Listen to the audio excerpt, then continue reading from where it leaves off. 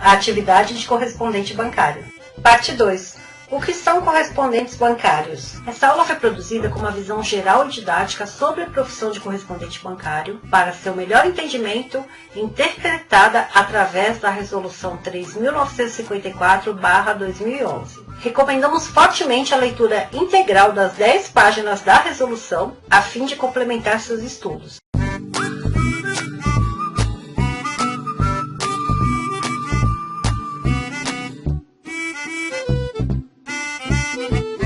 Qual o objetivo da Resolução 3.954/2011? Ela estabelece as condições para a contratação de correspondentes, visando a prestação de serviços de atividades de atendimento a clientes e usuários da instituição contratante. Como você sabe, a resolução que altera e consolida as normas que dispõem sobre a contratação de correspondentes no país, conhecidos popularmente como correspondentes bancários, é a Resolução 3.954/2011 do Conselho Monetário Nacional. De que forma se dá a contratação de correspondente? Os correspondentes bancários são empresas, integrantes ou não do Sistema Financeiro Nacional, contratados para trabalhar como autorizados de instituições financeiras ou outras autorizadas pelo Banco Central do Brasil, para atuar como intermediários entre os clientes e as instituições financeiras. O correspondente atua sob responsabilidade da instituição contratante, que por sua vez deve garantir um bom cumprimento dos serviços prestados pelo correspondente, com integridade, confiabilidade, segurança e sigilo das operações, e também fazer cumprir a lei. Embora a Resolução 3.954/2011 estabeleça que a instituição financeira é a responsável pelas operações e serviços prestados pelos correspondentes, o correspondente também tem uma responsabilidade indireta sobre todas as operações. Recentemente, as instituições financeiras vêm estipulando em contrato situações de corresponsabilidade e coobrigação da parte do correspondente bancário. A instituição que contrata o correspondente bancário, tanto para celebrar quanto para renovar o contrato de correspondente, deve verificar a idoneidade do profissional enquanto pessoa jurídica e dos seus sócios e administradores. Além de checar a idoneidade, ela deve estabelecer medidas preventivas e corretivas se constatada a qualquer tempo qualquer irregularidade e suspender imediatamente os serviços de atendimento ao público e encerrar as suas atividades. Então, cabe à instituição financeira a prevenção, a fiscalização e a aplicação de medidas corretivas em caso de irregularidade por parte do correspondente contratado. Quem pode atuar como correspondente bancário? Por ser a instituição financeira a principal responsável por todas as operações intermediadas pelo correspondente, há algumas medidas preventivas que regulam os critérios para a contratação do correspondente bancário. Somente pode ser contratado como correspondente bancário as pessoas jurídicas, os serviços notariais e de registro e as empresas públicas. Essas pessoas jurídicas devem observar se o ramo de atividade da empresa, o CNAE, está enquadrado em uma das descrições exigidas pela resolução para atuar como correspondente bancário.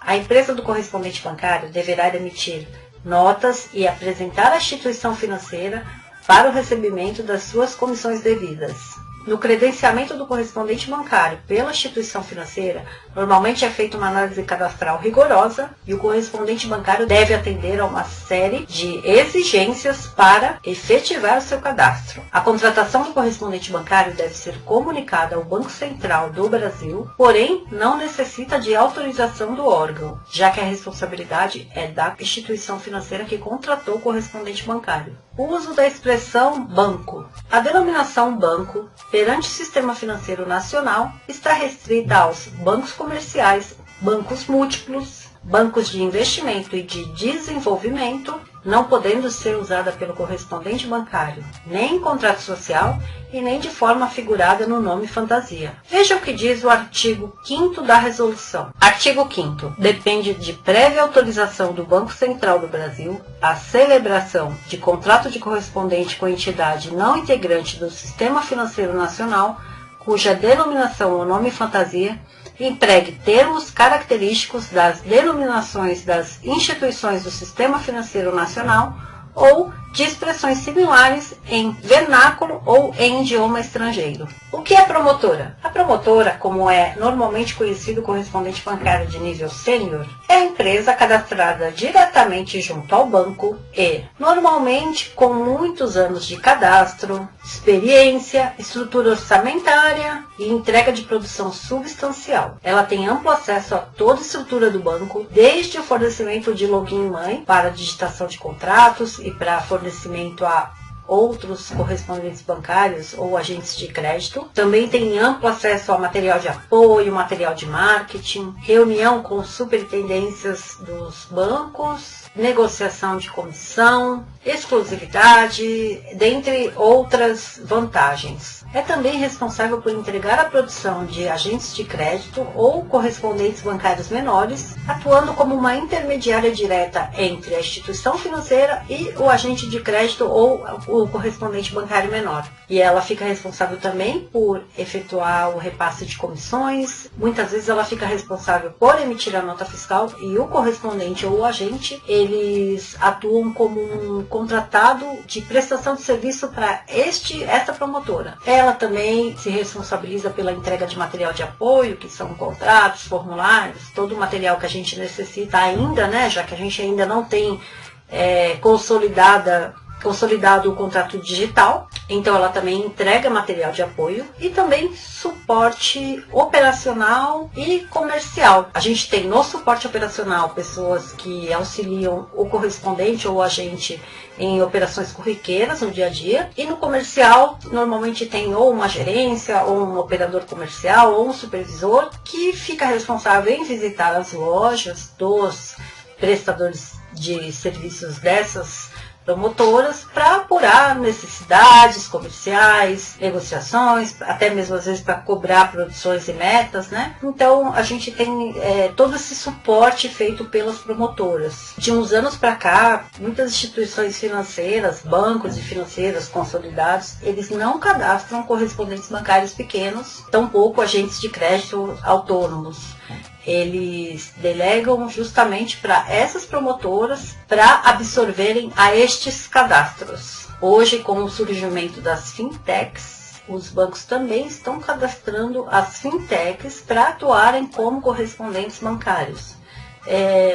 Na prática, é a mesma coisa, mas as fintechs elas têm, obviamente, maior tecnologia, maior demanda, e com isso, algumas instituições estão se adaptando ao mercado digital para poder justamente atender a essas demandas das fintechs. Por outro lado, não perder concorrência para essas fintechs, porque a partir do momento que as fintechs passam a oferecer os serviços online, os bancos precisam também se equiparar e oferecer serviços online. Então já está havendo uma transformação e uma adaptação para atender esse mercado e para atender ao seu próprio mercado. O que são agentes de crédito? O agente de crédito é o profissional autônomo que presta serviço para o correspondente bancário por meio de contrato firmado, atuando como um representante autorizado deste correspondente bancário, de quem ele recebe todo o suporte necessário, material de apoio, listagens, treinamentos, além de comissionamento pelos contratos negociados.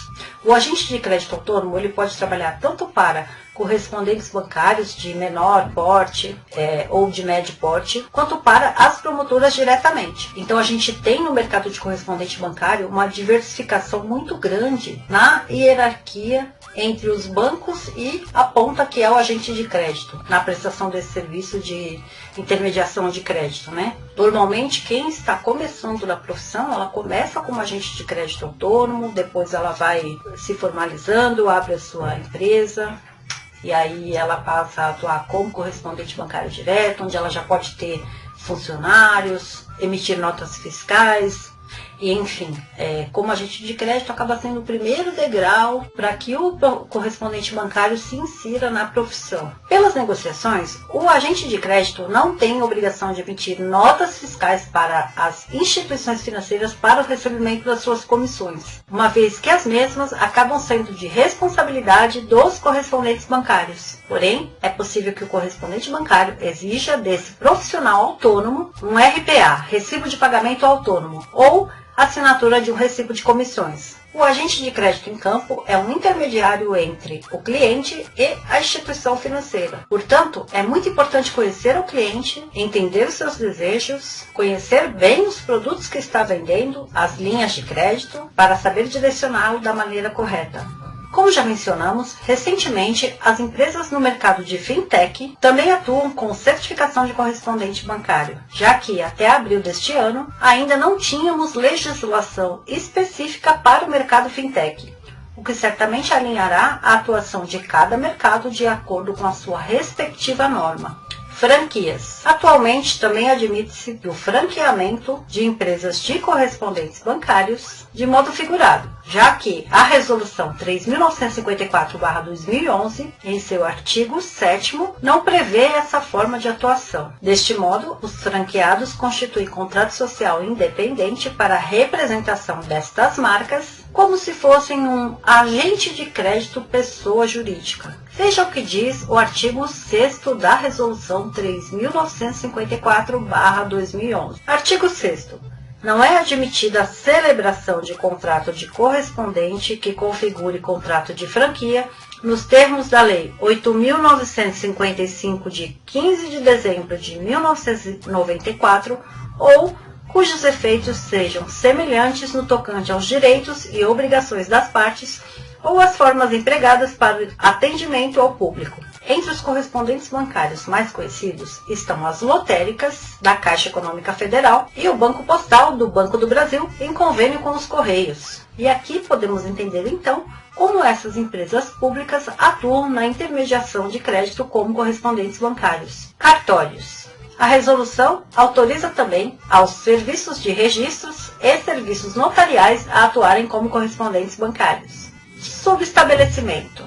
Admite-se o subestabelecimento de contrato de correspondente bancário em um único nível, desde que o contrato inicial preveja esta possibilidade, e as condições para sua efetivação, entre as quais a anuência da instituição contratante. A instituição contratante, para anuir ao subestabelecimento, deve assegurar o cumprimento das disposições previstas nessa resolução, que é a Resolução 3.954/2011, e é vedado o subestabelecimento do contrato no tocante às operações de câmbio. Remuneração. O que a resolução diz sobre a remuneração do correspondente no país? Vamos lá. Artigo 4. A instituição contratante deve adotar política de remuneração dos contratos compatível com a política de gestão de riscos, de modo a não incentivar comportamentos que elevem a exposição aos riscos acima dos níveis considerados prudentes nas estratégias de curto, médio e longo prazos adotadas pela instituição, tendo em conta, inclusive, a viabilidade econômica no caso das operações de crédito e de arrendamento mercantil, cujas propostas sejam encaminhadas pelos correspondentes. Parágrafo único. A política de remuneração de que trata o caput deve considerar qualquer forma de remuneração, inclusive adiantamentos por meio de operações de crédito, aquisição de recebíveis ou constituição de garantias, bem como o pagamento de despesas, a distribuição de prêmios, bonificações, promoções ou qualquer outra forma assemelhada. E assim terminamos a nossa segunda aula. Te vejo na próxima aula.